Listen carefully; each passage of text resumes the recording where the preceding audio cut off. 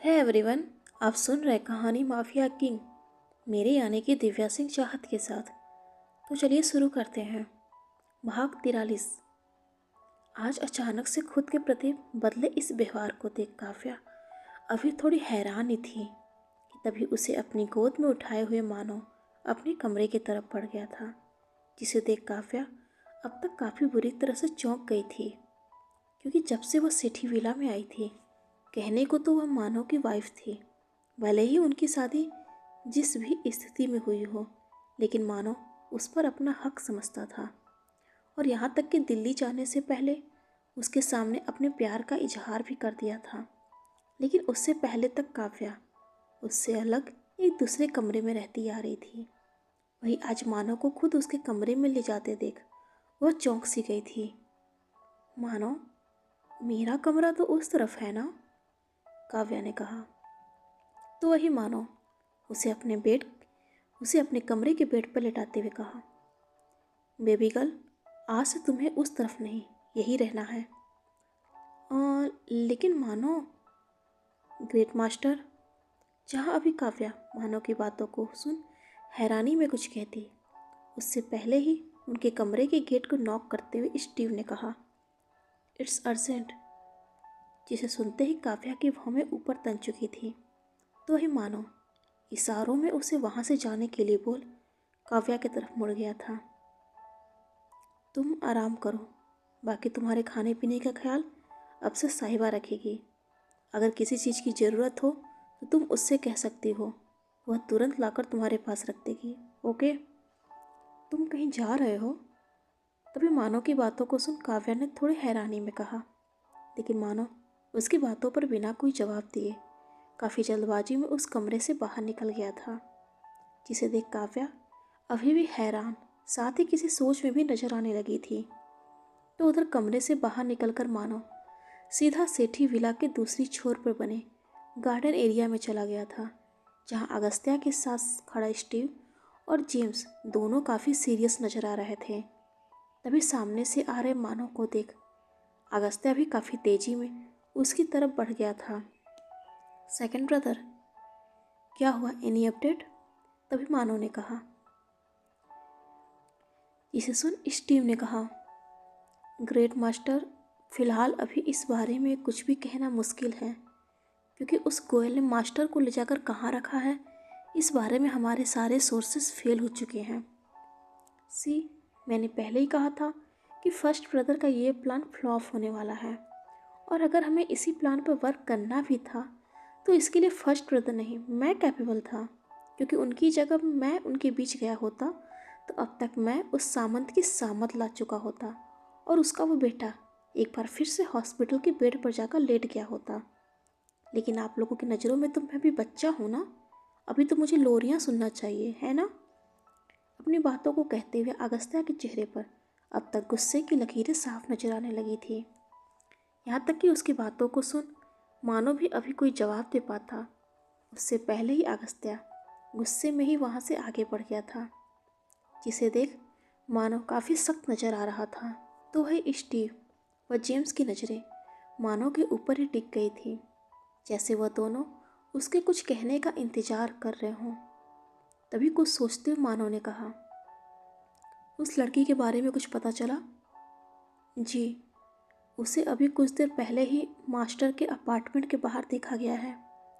शायद इस वक्त वह उनके फ्लैट के अंदर ही मौजूद हो।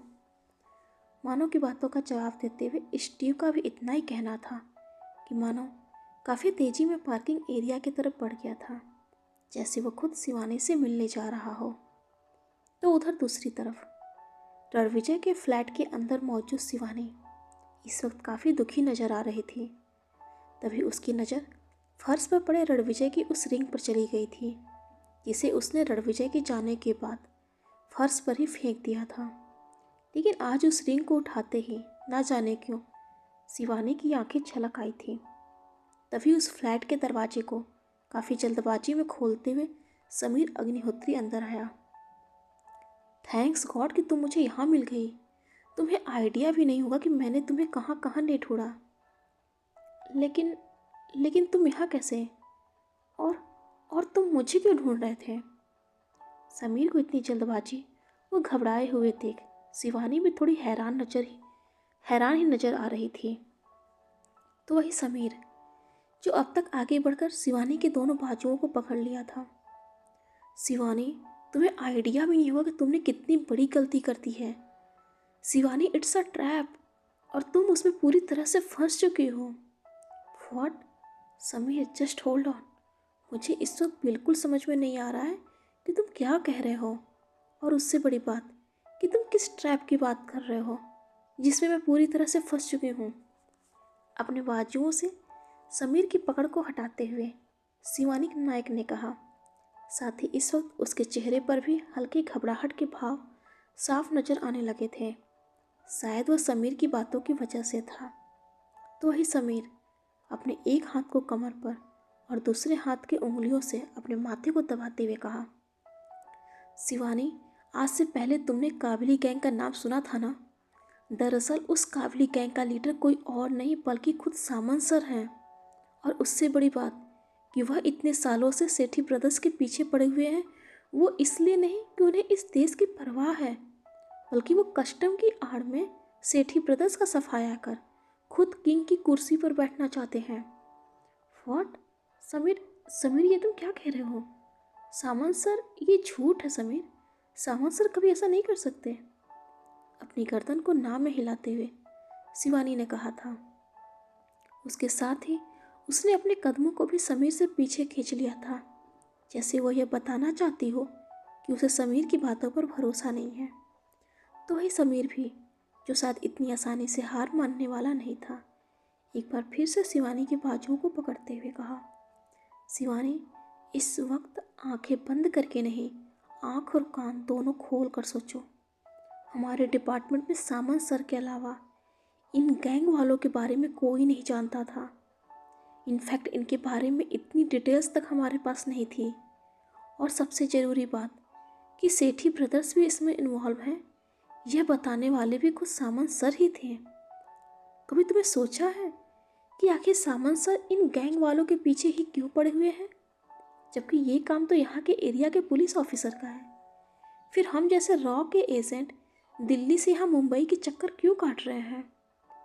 शिवानी, बात को समझने की कोशिश करो, हर पहलू को ध्यान से सोचो, हर एक कड़ी को जोड़ कर देखो, तो तुम्हें भी ये एहसास हो जाएगा कि इस वक्त जो भी मैं कह रहा हूँ वो सब सच है, और एक सबसे बड़ा सच। इतना कहते हुए समीर ने अपनी बातों पर थोड़ा पॉज दिया था। तो वह शिवानी की हैरान नजरें अभी भी एकटक उसे ही देख रही थी। अचानक से समीर को शांत होते देख बोली, और वो सबसे बड़ा सच क्या है समीर?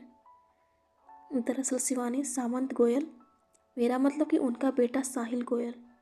साहिल भी उनकी तरह ही काबिली गैंग का ही एक सदस्य था, जो एक तरह से देखा जाए तो देशद्रोही ही था। जहाँ भी समीर ने इतना कहा ही था कि माहौल में एक जोरदार आवाज़ गूंजने के साथ साथ शिवानी भी काफ़ी गुस्से में चीख उठी थी। Just stop it Sameer, how dare to talk to me like that? हाँ, तुम्हारी हिम्मत भी कैसे हुई कि तुम मेरे साहिल के बारे में इतनी वाहियात बातें कर सको? अचानक से शिवानी का थप्पड़ खुद के गालों पर पड़ते ही समीर पूरी तरह से सन्न रह गया था। साथ ही अभी वो कुछ समझ पाता उससे पहले ही शिवानी उसके कॉलर को पकड़ते हुए गुस्से में चीख भी उठी थी। लेकिन इस बार समीर भी अपनी कॉलर से उसके हाथों को झटकते हुए थोड़ी ऊंची आवाज में कहा, वाहियात मैं नहीं, तुम्हारा वो साहिल था, और उससे बड़ा वो एक देशद्रोह भी था। Sameer, how to? चिल्लाओ मत, क्योंकि चिल्लाने से कोई सच्चाई बदल नहीं जाती मिस शिवानी नायक। और उससे बड़ी बात कि आपके पास क्या सबूत है कि आपका प्यार सच्चा और नेक इंसान के लिए था? जवाब दीजिए, है कोई सबूत? जहाँ इस बार समीर का इतना कहना था कि शिवानी एक क्षण के लिए चुप हो गई थी। चेहरे पर गुस्से की जगह एक सोच में उलझ चुकी थी, जैसे समीर की बातों का जवाब देने के लिए या फिर साहिल को एक सच्चा देशभक्त साबित करने के लिए वास्तव में वो कोई सबूत की तलाश कर रही हो, कि तभी अचानक से किसी ने उस फ्लैट के मुख्य द्वार को काफ़ी तेजी में लगभग एक जोरदार की आवाज़ के साथ खोल दिया था। जिसके सामने गुस्से में खड़े मानव सेठी को देख समीर की जुबान हकलाने लगी थी। मानव सेठी। लेकिन शिवानी अपनी एंकल से बंधी अपनी गन को निकालने के लिए नीचे झुक गई थी। शायद वो भी मानव सेठी के ऊपर अपनी गन से वार करने वाली थी, लेकिन तभी अचानक से एक गोली की आवाज़ के साथ साथ शिवानी की गन उसके हाथ से छटकते हुए दूर जा गिरी थी। ये मत सोचना कि मेरा निशाना चूक गया था। अगर तुम मेरे भाई की पसंद ना होती तो ये गोली तुम्हारे हथेलियों के बीच मारता, या फिर सीधे यहाँ। इतना कहते हुए मानो आगे बढ़ने के साथ साथ काफ़ी बेरहमी से नीचे झुकी हुई शिवानी के बालों को पकड़ उसके माथों के बीचों बीच अपनी गन रखती थी, जिसे देख समीर के चेहरे पर एक घबराहट साफ नजर आने लगी थी। तो वही शिवानी का भी हाल कुछ वैसा ही था, लेकिन तभी उसे बचाने के लिए समीर आगे बढ़ गया था। मानो सेठी प्लीज़, आप इस तरह से कानून को अपने हाथ में मत लीजिए। आपके एक गलत स्टेप से आप किसी मुसीबत में पड़ सकते हैं। Please try to. मुसीबत? हाँ, मानो सेठी, वो भी मुसीबत में? चेहरे पर एक तिरछी हंसी के साथ मानो इतना कहते हुए एक बार फिर से काफ़ी सख्त हो चुका था। शिवानी के बालों पर उसकी पकड़ पहले से काफ़ी ज़्यादा मजबूत भी हो चुकी थी, जिसकी वजह से अगले ही पल शिवानी की हल्की चीख भी निकल गई थी। लेकिन मानो जिसका गुस्सा इस वक्त अपनी चरम सीमा पर था, शिवानी को पीछे रखे सोफे पर धक्का देते हुए खुद भी उसकी तरफ ही बढ़ गया था, जिसे देख समीर की जान जैसे उसके हलक में फंस चुकी थी।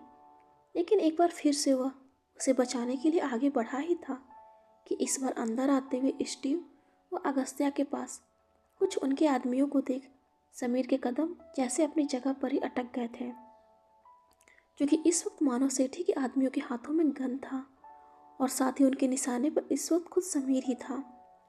उसे देख समीर का जैसा गला सूखने लगा था, तो वही मानो सोफे पर गिरी शिवानी की हथेलियों पर अपना एक पैर रखते हुए उसके चेहरे को अपनी हथेलियों में जकड़ लिया था, जिसकी वजह से शिवानी अब तक एक अनचाहे दर्द से छटपटा उठी थी।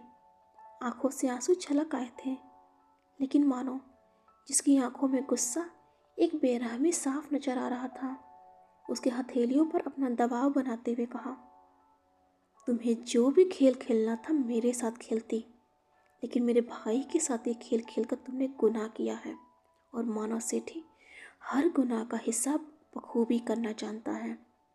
लेकिन तुम्हारी किस्मत अच्छी निकली कि तुम मेरे भाई की पहली और आखिरी पसंद बन चुकी हो, नहीं तो तुम्हें ऊपर पहुंचाने में मुझे ज़्यादा वक्त नहीं लगता। इतना कहते हुए मानो अगले ही पल शिवानी की हथेलियों से अपने पैर हटाते हुए उससे थोड़ा दूर हो गया था। तो वही शिवानी जिसकी आंखों से अभी भी आंसू की लगातार बूंदें गिर रही थी, चेहरे पर एक दर्द लिए उसने दूसरे हाथ से अपनी हथेली को पकड़ लिया था, जो मानव के पैरों के दबाव के कारण लगभग अकड़ चुकी थी। तभी मानव ने आगे कहा, तुम्हें सिर्फ 24 घंटे का वक्त दे रहा हूँ। तुम्हारा वो ससुराल वाले मेरे भाई को जहाँ भी कहीं लेकर गए हों उनका पता ला कर दो, नहीं तो 24 घंटे तुम्हें ऐसी जगह लापता करूँगा कि तुम्हारे ससुराल वाले तो क्या, तुम खुद भी खुद को ढूंढने लायक नहीं बचोगी। और उतने ही गुस्से में वो उस फ्लैट से बाहर निकल गया था, जिसके पीछे स्टीव और अगस्त्या भी बाहर निकलने के साथ अपने 2 आदमियों को वहीं पर रोकते हुए कहा, मुझे हर पल की खबर चाहिए और ध्यान रहे कुछ भी छूटना नहीं चाहिए। और मानव के पीछे ही चले गए थे। तो वही फ्लैट के अंदर शिवानी की आंखों से छलकते आंसुओं की धाराएं तेज हो चुकी थी।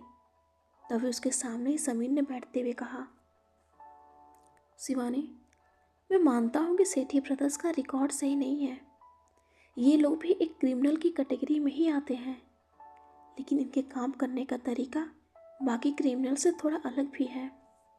तभी तो देखो ना, रणविजय सेठी वर्ल्ड के टॉप क्रिमिनल लॉयर में से एक, जिसका आज तक एक भी केस ना हारने का रिकॉर्ड रहा है। यहाँ तक कि अपने पेशे से वो इतना मशहूर हो चुका था कि सारी दुनिया को पता था कि वो गलत काम करता है। एक क्रिमिनल को बचाना सबसे बड़ा गुनाह है, लेकिन फिर भी उसके खिलाफ आज तक कोई कंप्लेंट फाइल नहीं हुआ था। कभी सोचा है ऐसा क्यों? क्योंकि उसके साथ वो ऊपर वाला था जो उसके इरादों को अच्छे से जानता था। दुनिया की नज़रों में भले ही वो उन क्रिमिनल्स को बचा लेता था, लेकिन इसके बावजूद भी उन्हें सज़ा मिलती थी। शायद वो सज़ा सज़ा ज़्यादा भयानक होती थी, जो उन्हें कानून भी कभी नहीं दे पाता। उन्हें वो सज़ा मिलती थी और उन्हें देने वाला खुद रणविजय सेठी ही था। तभी तो देखो ना, उसकी गिरफ्तारी की खबर सुनने के बाद भी इस वक्त पूरी पब्लिक, जो आज तक उसे बस कोसती आ रही थी, इस वक्त उसके साथ उसके समर्थन में खड़ी है। वर्ल्ड का टॉप क्रिमिनल लॉयर, जो आम जनता की नज़रों में खुद भी एक क्रिमिनल था, आज अचानक से उनका मसीहा बन चुका है। लेकिन ऐसा क्यों है शिवानी? आखिर इस आम जनता को रणविजय सेठी के अंदर ऐसा क्या दिख गया जो इतने दिनों से उसके साथ रहकर तुम्हें नजर नहीं आया था? वक्त मिले तो इस बारे में एक बार जरूर सोचना। इतना कहते हुए समीर अचानक से चुप हो गया था, लेकिन सामने बैठे शिवानी अभी भी अपनी एक हथेली को पकड़े शांत बैठी थी। तभी कुछ सोचते हुए समीर ने आगे कहा, मैं तुम्हारे ऊपर कोई दबाव नहीं बना रहा, लेकिन मैं रणविजय सेठी को ढूंढने जा रहा हूँ। अगर तुम्हें भी उसके ऊपर यकीन हो जाए तो फिर मेरे साथ चल सकती हो। लेकिन शिवानी अपनी नज़रों को झुकाए अपनी जगह पर ही शांत बैठी थी, जिसे कुछ क्षण तक ऐसे ही एकटक देखते हुए समीर के चेहरे पर एक मायूसी साफ झलकने लगी थी। शायद उसे यकीन था कि उसकी बातों को सुन शायद शिवानी का मन बदल जाए और वो भी उसके साथ रणविजय को ढूंढने के लिए जाए। लेकिन शिवानी को ऐसा ना करता देख समीर अकेले ही उस फ्लैट से बाहर निकल गया था। तो उधर दूसरी तरफ मानो के कमरे में उसके बेड पर बैठी काव्या किसी सोच में खोई हुई थी कि तभी कानों में गूंजती एक आवाज़ ने उसे उसकी सोच से बाहर खींच लाया था। नजरें उठाकर देखा कि सामने खड़ी साहिबा खाने से भरे एक ट्रॉली से एक प्लेट में खाना परोस रही थी, लेकिन उसे परोसते वक्त वह थोड़े गुस्से में चम्मच को बार बार प्लेट पर पटकती भी जा रही थी, जैसे उसे इस वक्त काव्या की देख रेख करना, उसे वक्त पर खाना और दवाइयाँ देना पसंद ना आ रहा हो। लेकिन उसे ऐसा करता देख ना जाने क्यों काव्या के चेहरे पर एक तिरछी मुस्कान फैल गई थी। मेरा इस वक्त इतना सिंपल खाना खाने का मन नहीं कर रहा, मुझे थोड़ा स्पाइसी खाना चाहिए, काव्या ने कहा था। जिसकी बातों को सुन साहिबा ने कहा, लेकिन आज खाने में यही बना है। हाथ पकड़े उस प्लेट पर एक नज़र डालते हुए साहिबा ने थोड़ी हैरानी में कहा था। जहाँ इस वक्त काव्या की बातें सुन उसके चेहरे पर गुस्से की जगह अब हैरानी थी, लेकिन वही काव्या शांत व थोड़ी मुस्कुराती हुई नजर आ रही थी। हाँ तो क्या हुआ, मेरे लिए दूसरा खाना बनाओ, जाओ, मैं वेट कर रही हूँ। लेकिन अब तो सारे बावर्ची आराम करने के लिए जा चुके हैं, साहिबा ने कहा। जिसकी बातों को सुन काव्या बोली, तो क्या हुआ, अभी तुम तो आराम नहीं कर रही हो ना, इसलिए मेरे लिए खाना तुम खुद बना कर लाओ, काव्या ने आगे कहा था। लेकिन उसकी बातों को सुन साहिबा अब तक काफ़ी ज़्यादा चौंक सी गई थी। तभी काव्या एक बार फिर से अपनी बातों को दोहराते हुए कहा, अभी तक तुम गई नहीं, जाओ जल्दी से मेरे लिए खाना बना कर लाओ, क्योंकि मुझे भूख लगा है। अगर ये बात तुम्हारे ग्रेट मास्टर तक पहुंच गई तो अंजाम पता है ना कि क्या होगा। जहां अभी काव्या आगे कुछ कह पाती, उससे पहले ही साहिबा गुस्से में अपने पैरों को पटकते हुए वहां से आगे बढ़ गई थी। लेकिन उसे ऐसे जाते देख काव्या के चेहरे पर एक तिरछी मुस्कान फैल चुकी थी। तभी अचानक से एक वाइब्रेशन के साथ साइड टेबल पर रखा उसका फ़ोन बज उठा था। जहाँ स्क्रीन पर फ्लैश हो रहे नंबर को देखते ही उसके चेहरे पर फैली उस मुस्कान की जगह एक शक्ति ने ले ली थी। यस मिस तुलिका, कहिए, आज आपको अचानक से मेरी याद कैसे आ गई? उस फ़ोन कॉल को स्पीकर मोड पर डालते हुए काव्या ने कहा। लेकिन उसकी बातों के जवाब में तुलिका थोड़ी गुस्से में नजर आने लगी थी। इस वक्त तुम कहाँ हो? अगर तुम्हें टाइम से शूट पर नहीं आना है तो साफ लफ्जों में मना क्यों नहीं कर देती? कम से कम फॉक्स स्टूडियो का वक्त और पैसा दोनों इस तरह से बर्बाद।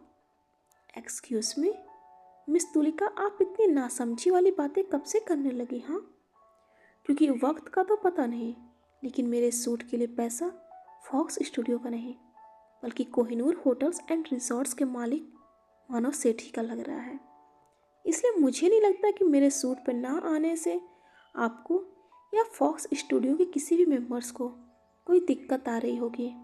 M I right miss Tulika? Fox studio के मैनेजर मिस तुलिका की बातों को बीच में काटते हुए काव्या ने कहा था। जहाँ उसकी बातों को सुन फोन के दूसरी तरफ मौजूद तुलिका भी निशब्द, बिल्कुल शांत नजर आ रही थी, जिसे देख काव्या के होठों पर एक हल्की मुस्कान फैल चुकी थी। Hello miss Tulika, are you? Yes Kavya, मैं बोल रही हूँ, तुम्हारी मॉम शालिनी। अचानक से तुलिका की जगह शालिनी पुरोहित की आवाज़ को सुन काव्या की भौहें सिकुड़ चुकी थी, लेकिन वह कुछ कह पाते उससे पहले ही शालिनी पुरोहित ने आगे कहा, बेटा उस रात तुम फैमिली डिनर में भी शामिल नहीं हुई थी। एवरीथिंग इज़ ऑल राइट ना? तुम्हारे डैड भी तुम्हारे बारे में पूछ रहे थे, तुमसे मिलना चाहते हैं, इसलिए हम लोग चाहते हैं कि आज रात का डिनर तुम हमारे साथ करो, तो फिर आ रही हो ना? लेकिन शालिनी पुरोहित की इन बातों को सुन काव्या उनकी बातों का कोई जवाब देने की बजाय किसी सोच में उलझ चुकी थी। जहन में बार बार शालिनी पुरोहित के बेटे नमन का चेहरा याद आ रहा था, साथ में वो घटना जब उसके भाई बहन के पवित्र रिश्ते को शर्मसार किया था। उस वक्त काव्या के लाख गिड़गिड़ाने के बाद भी वह एक बेरहम इंसान बना हुआ था। इस वजह से वह भी काफ़ी बेरहमी के साथ भी मारा भी गया था। लेकिन काव्या के अलावा इस सच से अभी तक सब अनजान भी थे। तो कहीं आज अचानक से काव्या के प्रति शालिनी पुरोहित के बदले व्यवहार की वजह वह नमन पुरोहित ही तो नहीं था। शायद उसके बारे में जानने के लिए ही शालिनी पुरोहित काव्या से इतनी नज़दीकियाँ बढ़ाने की कोशिश कर रही थी, जिसे इस वक्त काव्या भी काफ़ी अच्छे से समझ रही थी। लेकिन वो कुछ कह पाती उससे पहले ही उसे चुप देख शालिनी पुरोहित ने कहा, हेलो हेलो काव्या, तुम सुन रही हो ना? हाँ हाँ, मैं सुन रही हूँ। इस बार अपनी सोच से बाहर आते हुए काव्या ने कहा था, ओके बेटा, तो फिर आज रात का डिनर हम साथ में करते हैं, ठीक है? नहीं, मैं नहीं आ पाऊँगी, प्लीज़ मेरा इंतज़ार ना करें। इस बार काव्या ने थोड़ी हकलाहट के साथ कहा, लेकिन काफ़ी जल्दबाजी में अपनी बातों को ख़त्म ही कर दिया था। लेकिन क्यों? इस वक्त आपका कोई सूट भी नहीं चल रहा, फिर आप इस वक्त कहाँ बिजी हैं? मैं बताना ज़रूरी नहीं समझती, लेकिन डैड से बोल दीजिएगा कि मेरा इंतज़ार ना करें, मैं अभी नहीं आ पाऊँगी। और तुलिका का कॉल तुरंत डिस्कनेक्ट कर दिया था। इस वक्त काव्या के चेहरे के एक्सप्रेशंस थोड़े सख्त नजर आ रहे थे, लेकिन अगले ही पल आंखों के कोरों पर एक नमी सी भी ठहर आई थी। शायद आज एक बार फिर से उसके अपनों ने अपनी ज़रूरतों के लिए उसके जज्बातों पर घाव किया था। शायद अचानक से उसके प्रति शालिनी पुरोहित का इस तरह से झुकाव के पीछे का कारण उनका बेटा था, क्योंकि उन्हें ये बात अच्छी तरह से मालूम था कि जब से उनका बेटा गायब हुआ है, उसके पहले वह काव्या के साथ था। यहाँ तक कि उस दिन नमन पुरोहित काव्या के साथ क्या करने वाला था, यह बात भी समीरा के साथ साथ खुद शालिनी पुरोहित को भी मालूम था। लेकिन अब जब काव्या को अपनी नज़रों के सामने सही सलामत वो अपने बेटे को लापता देख उनकी चिंता बढ़ने लगी थी। लेकिन इस वक्त उसे समझते हुए काव्या की नम आंखें अब तक छलक आई थी, चाहे इस बात से अनजान कि इस वक्त उसके कमरे के दरवाजे पर खड़ा मानव सेठी, जो अब तक उनकी हर एक बात को काफ़ी खामोशी से सुन रहा था। लेकिन अगले ही पल काव्या को इस कदर मायूस देख वह उसकी तरफ बढ़ने के साथ साथ उसके सामने ही बैठ गया था। मानो, तुम कब आए? अचानक से खुद की नज़रों के सामने मानो को देख काव्या थोड़ी चौंक सी गई थी। तो वही मानो बिना कुछ कहे अपनी हथेलियों को काव्या के गालों पर रखते हुए अंगूठे से उसके आंसुओं को साफ करने लगा था, जिसे देख काव्या की आंखें पहले से ज़्यादा छलकने लगी थी और वो तुरंत आगे बढ़कर मानो के गले से लग गई थी। मेरे साथ ही ऐसा क्यों होता है मानो? मेरे अपनों ने ही मुझे इस कदर पराया क्यों कर दिया है? आखिर मुझसे ऐसी क्या गलती हुई है जो मैं अपनों के बीच में होकर भी पराई बन चुकी हूँ? लेकिन मानो उसे किसी भी सवाल का कोई भी जवाब दिए बिना बस उसके सिर को सहलाते हुए जैसे उसे चुप कराने की कोशिश कर रहा था। तो उधर दूसरी तरफ रणविजय के फ्लैट में अभी भी मौजूद शिवानी उसी सोफे पर बैठी हुई किसी सोच में डूबी हुई थी। जिस पर थोड़ी देर पहले ही मानो उसके साथ काफ़ी बेरहमी से पेश आया था। वो मानो जो इस वक्त अपनी बेबी गर्ल यानी कि काव्या की आंखों में एक नमी मात्र देखते ही बेचैन हो उठा था। वही बात जब शिवानी की थी तो उस वक्त उसकी आंखों से छलकते आंसू, यहाँ तक कि उसके चेहरे पर उभरे दर्द को देने वाला भी वही था। वही उन बातों को सोचते हुए शिवानी ने एक बार फिर से उन हथेलियों को देख लिया था जिसका रंग इस वक्त बिल्कुल स्याह पड़ चुका था।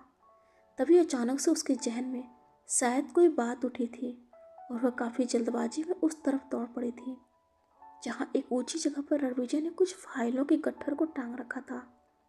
उसने तुरंत एक टेबल खींचा और उस पर चढ़ते हुए उन गट्ठरों को नीचे उतार लिया था, जैसे वह पहले भी 2 बार कर चुकी थी। पहली बार जब उसने ऐसा किया था उस वक्त रणविजय के अचानक से आ जाने की वजह से उसके काम को अंजाम नहीं मिल पाया था, लेकिन जब उसने दूसरी बार उन्हें उतारा था उस वक्त उसे रणविजय के खिलाफ वो सारे सबूत मिले थे, जिसकी बदौलत ही इस बार सामंत गोयल उसे आसानी से पकड़ने में कामयाब हो चुका था। तो वही अब कुछ सोचते हुए शिवानी ने एक बार फिर से उन फाइलों को खंगालना शुरू कर दिया था, लेकिन इस बार उसके हाथ में जो फाइल लगी थी उसे देखती शिवानी सिर्फ चौंकी ही नहीं थी, बल्कि उसे ऐसा महसूस हो रहा था जैसे किसी ने उसके पैरों तले से ज़मीन खींच ली हो, क्योंकि इस वक्त उसके हाथ में बिल्कुल वही फाइल थी जिसे कुछ वक्त पहले अगस्त्या ने काव्या को दी थी, जिसमें उसकी माँ सलोनी कोहली के साथ साथ सामंत गोयल व उसके काबली गैंग के सदस्यों के साथ साथ पूरी डिटेल्स थी। डियर फ्रेंड्स, आज के लिए बस इतना ही।